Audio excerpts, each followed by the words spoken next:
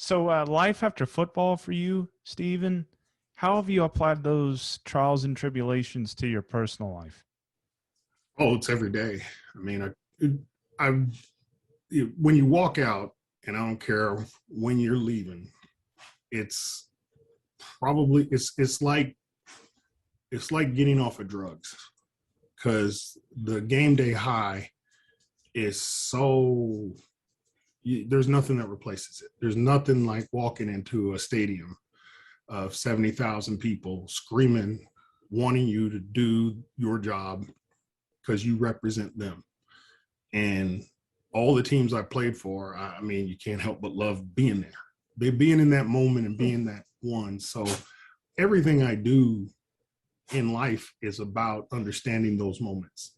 And I apply that to business. I apply that to life. I teach that to my kids. And gradually I got back into coaching. So I'm coaching my youngest son in high school.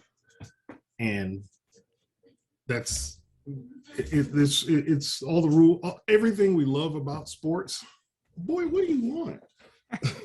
No, we're not going anywhere right now. Go ahead, Pops. Go ahead. Want some camera time? Yeah.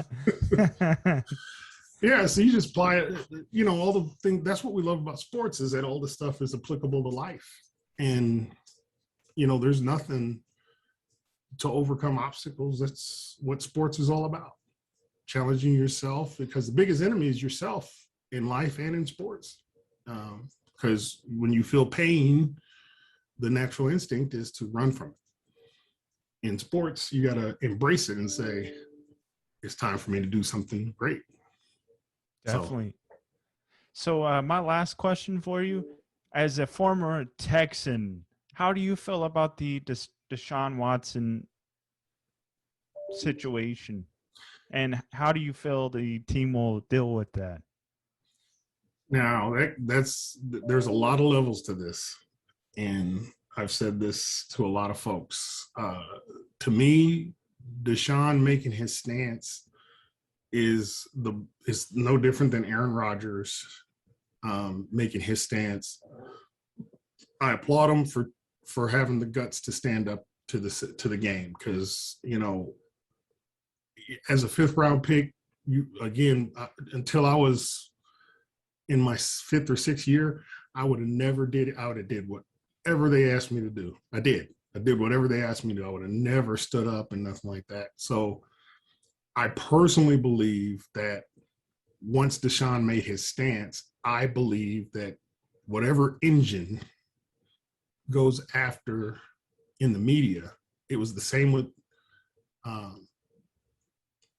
Brown at the Raiders.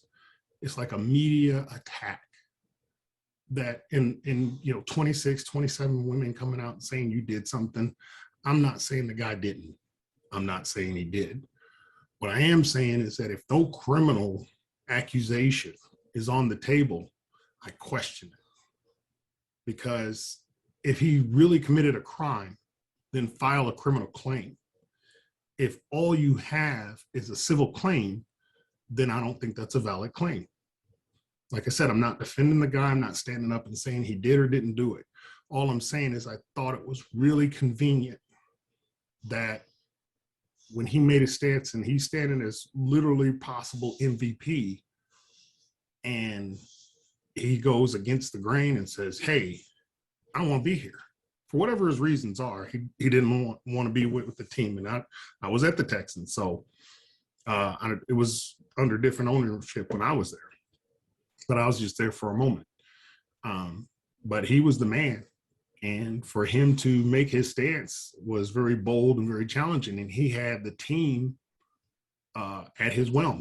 They should capitulate. But that's the problem with the league, is that I think in football that owners feel like they own the players. See, in basketball, it's a partnership. And I think what Deshaun has done, as Aaron has done, is let the league know, you don't own us. We're partners. And it's a partnership. And if you don't respect what I'm bringing to the table, then I'm going to leave. And I think that's the boldest thing. And it's actually good for the league to get the owners to the point of you just own the name and the franchise.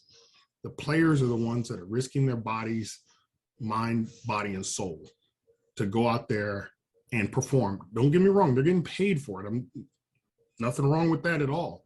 But the owners are they have to evolve because the game's evolving. I mean, magical game last night with Baltimore and Chiefs. The Chiefs.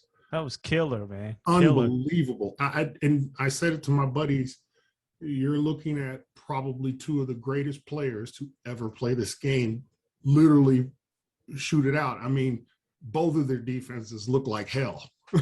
And, you know, can't stop the run. Yeah. It wasn't that they couldn't stop the run. Is that these guys are so magical, unbelievable in their ability to perform. They break your defense down, and no matter how good you are, these two guys are so good, you can't defend everything. And your defense looked like crap. That's just, both defenses looked horrible. Definitely. But for the Chiefs defense, they haven't been able to stop the run for several years. Well, that's their real Achilles heel, to be honest with you. Well, it's, again, what do you want? You can't stop everything. You're either going to be good at pass defense or run defense. You very rarely are you balanced. There hasn't the 99 Ravens is it. That's what I was about to say. There's nobody that's been that good, and Pittsburgh's been the closest. But the 99 Ravens could stop everything. Wouldn't you say Tampa too? The first time they won the Super Bowl? Well, with Sapp. Yeah, I would say that's up there too. Well, I think what they did with Tampa with Sapp.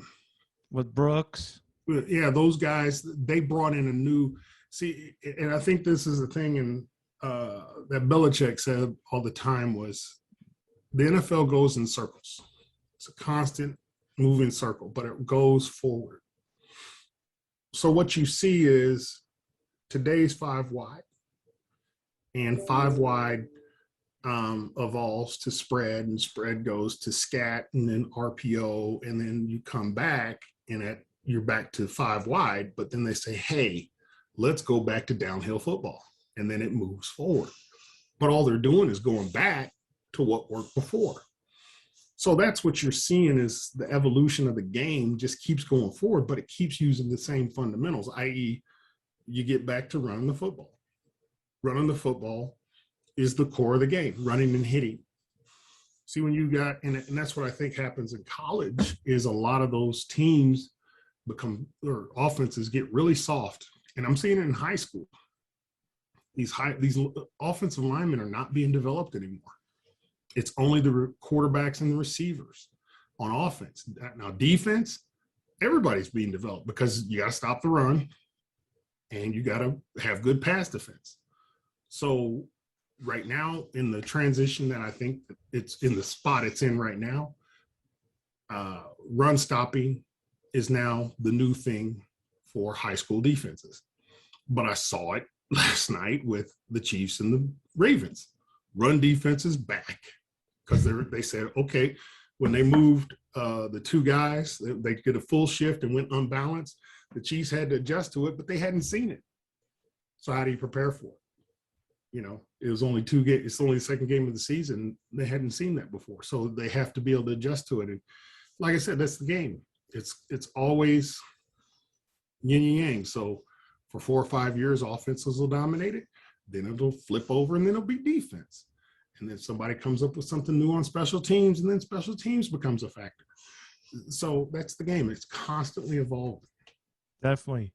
I think they'll see each other again later down in the season, to be honest. Probably in the playoffs. I'm going to tell you what, the AFC, it's going to be some really entertaining games because I get mad when people, I was kind of pissed off when people were saying, oh, the Raiders are going to win it all. It's like, you don't know that. There are so many things that are going to happen that nobody can see coming.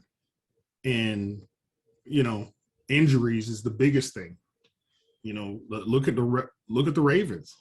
with all the 16, backs they got hurt. say 16 players on IR, I believe. But they had a running game last night that you would have said you could not tell that anybody was hurt. So They picked up some guys. The guy from the Falcons, rookie running back, and you can't really stop Jackson. He's putting up 120 himself. He was unbelievable. All you could think is, I don't know how they're going to do this for 17 weeks. That's all I could think. But as far as a runner, he's more deadly than any running back I've ever seen. And that's including Barry, Thurman. I mean, that the moves he shook, how he shook people last night. Yeah. Unbelievable. He's the second coming of Michael Vick. He's got Michael Vick lapped because he could sit in the pocket and throw the hell out of that ball. So, but you know what? If you look at the first game, he couldn't make the check down. There was a running back coming out of the backfield. That's his issue. But again, and this is the thing I say all the time, I think the media runs too quick to say stuff. The thing about the NFL is there's this much distance between the star, a guy that gets there, like myself, and a superstar. But that distance is worth hundreds of millions of dollars because that's the difference in winning games.